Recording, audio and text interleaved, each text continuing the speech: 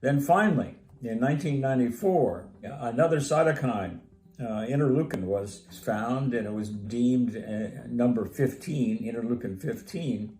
And it turns out that the interleukin 15 was produced by a bunch of different kinds of cells, particularly macrophages, even placental cells, and so forth.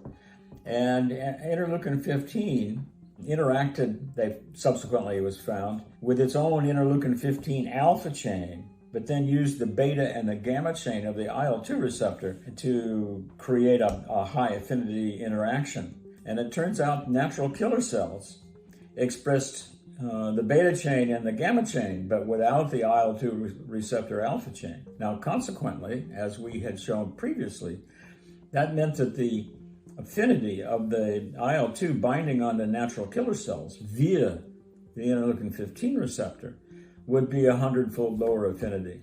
And that's when the light bulb in my head turned on, because now I finally understood why Rosenberg's high doses of interleukin 2, up to more than 100-fold higher than anybody would ever see in vivo, were activating all the circulating natural killer cells, and there's about 1 billion of them in 5 liters of blood. These natural killer cells then make huge amounts of interferon gamma, and of course interferon gamma was originally termed macrophage activating factor. So once you hit those macrophages with gamma, they make TNF, they make interleukin 1, and they make interleukin 6.